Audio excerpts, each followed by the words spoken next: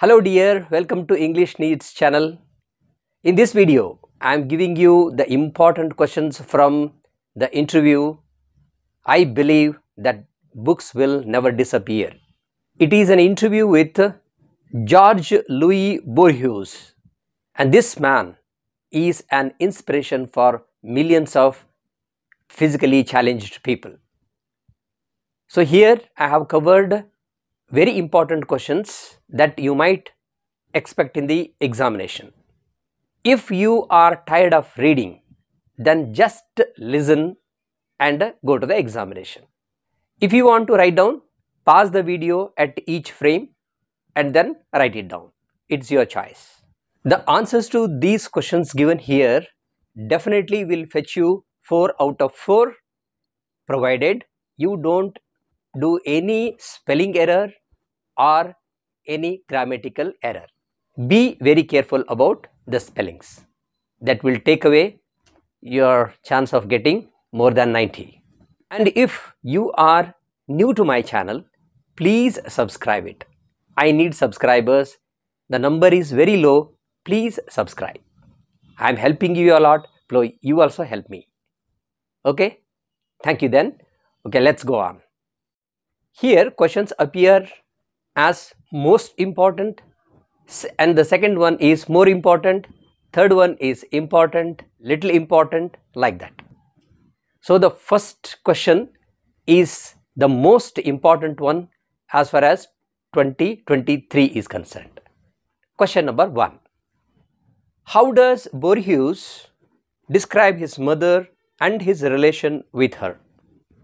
Or what opinion did Borges have about his mother and what was he guilty of? Or why does Borges feel remorseful after his mother's death regarding his relationship with her? Can this experience be generalized?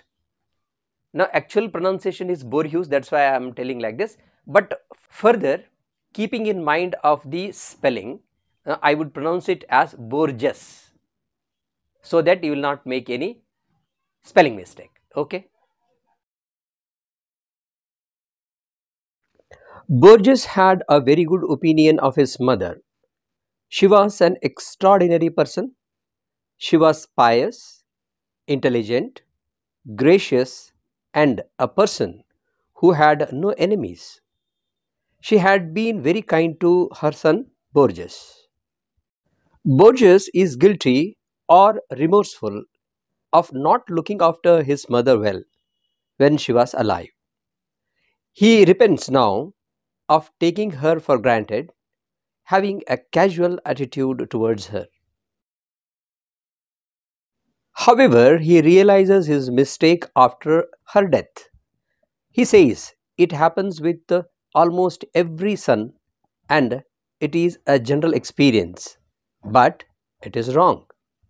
He regrets and repents that he ought to have spent more time with her to understand her better and cared her more. Question 2, equally important. Borges says that books will never disappear in spite of the modern mode of communication. Explain. Or simply, what are Louis Borges's views on books? According to Borges, book is the most astounding invention of man. Books are great memory and treasure of knowledge of centuries. They can have errors in them. We may not agree with the author's opinion, yet a book is sacred. We see the development of digital technology that has made a lot of advancement in communication, yet books are irreplaceable. Books can never disappear because they are the extension of memory and not the extension of our body parts. Things like sword, an extension of hand, telephone, an extension of voice, microscope, an extension of sight, can be replaced with modern gadgets, but not a book. If books disappear, surely history would disappear, and without history, man's existence has no meaning. Question 3, important. How does Borges take his blindness? What sort of a man he is? Or why does Borges prefer to believe that he is not blind? Borges lost his vision and became completely blind. Normally, physically challenged people curse God or their fate. But Borges was a different person. He never considered his blindness a handicap. He never developed a negative attitude. He took it as a way of life.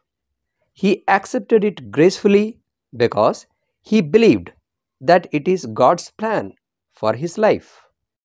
He believed that the inadequacy in him is compensated to by other virtues. Therefore, there is no loss at all.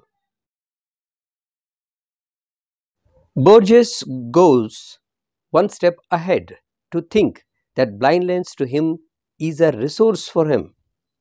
It is an opportunity to achieve and accomplish many things in his life. He strongly believes that God makes things with purpose. We should not question God.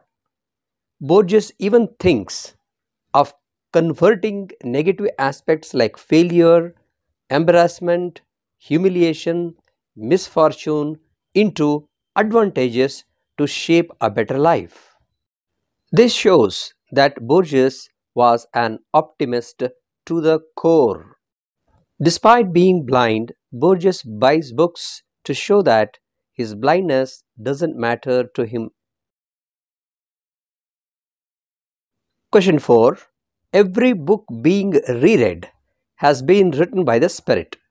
Elucidate the statement as explained by Borges. The given statement is a well-known statement made by George Bernard Shaw.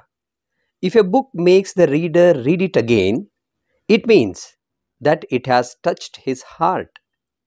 The book that touches the heart of a reader must have been written with the most sincerity, involvement, and of course, art. That we call it as the spirit. It is believed that a book goes beyond its author's intention. For example, when Shakespeare wrote his plays, his intention was to entertain his audience. But later, they have been read, studied, and researched as an important part of English history and literature. It is also believed that no book is perfect in itself. It lacks something, and that is a mystery.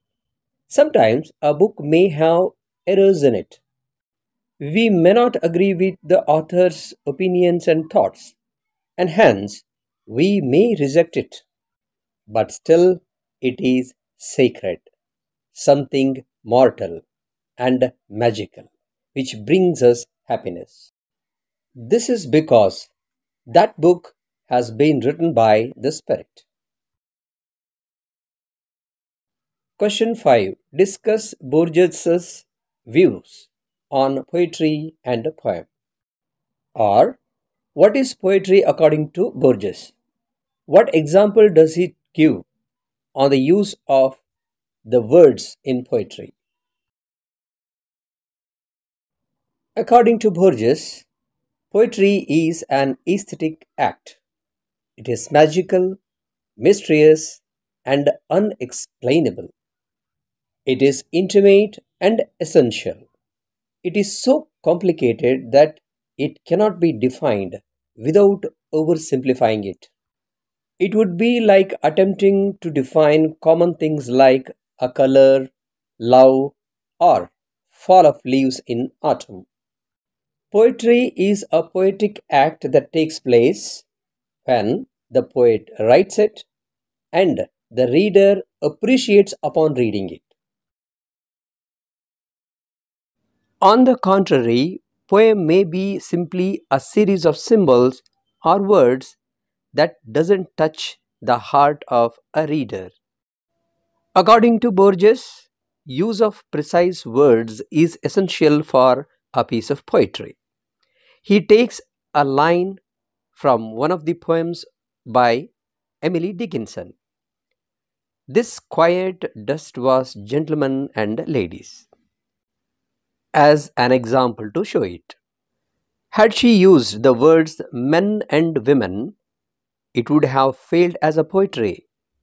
The words gentlemen and ladies are the precise words she has used.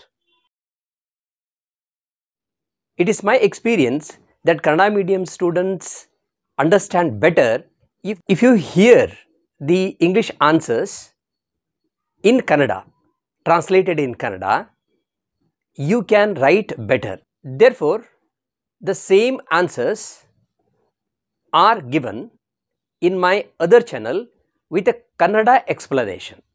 If you feel that you can write better by understanding them in Kannada, just go to my channel Vijayendra Kshatriya and there you get it.